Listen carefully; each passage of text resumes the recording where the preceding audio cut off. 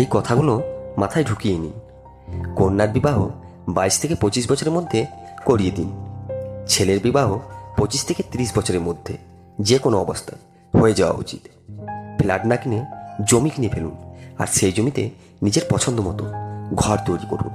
না হলে নিজের সন্তানদের ভবিষ্যৎ পিঞ্জিরায় পড়ে থাকা পাখির মতো হয়ে যাবে।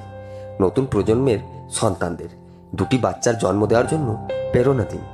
গ্রামের সঙ্গে সম্পর্ক জুড়ে রাখুন। গ্রামে থাকা পৈতৃক সম্পত্তি আর ওখানের লোকদের সাথে সম্পর্ক জুড়ে রাখুন। নিজের সন্তানদের ধর্মীয় শিক্ষা দিন। তাদের মানসিক ও শারীরিক বিকাশে ধ্যান দিন।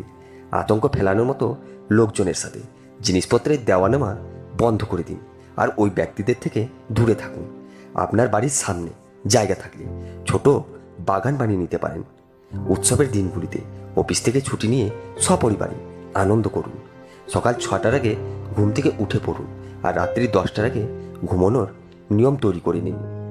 আপনার সন্তান লেখাপড়াতে অসক্ষম হলে অন্য কোনো স্কিলে জ্ঞান অবশ্যই দেবেন। আপনার সন্তানদের কম করে 3টি ফোন নাম্বার মনে রাখতে বলুন, সঙ্গে আপনিও মনে রাখবেন।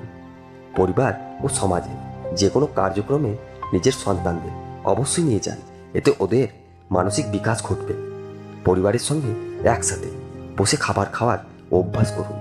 খাবার গ্রহণের সময় মোবাইল ফোন ও টিভিকে বন্ধ করে দিন। জাঙ্ক ফুড আর ফাস্ট ফুড থেকে বাঁচুন। সম্ভব হলে ওদের দূরে রাখুন। ঘুম থেকে ওঠার পর কম করে 5 থেকে 10 মিনিট ভক্তি সঙ্গীত শুনবেন। লোককে দেখানোর জন্য ফালতু টাকা খরচ করবেন না। 1-2 কিলোমিটার দূরত্ব যেতে হলে হেঁটে কিংবা সাইকেলে যান। এতে আপনার পেট্রোলের খরচও বাঁচবে আর শরীরও ঠিক থাকবে। খাবার গ্রহণের পূর্বে ভগবানকে স্মরণ করে গ্রহণ করুন। ধন্যবাদ।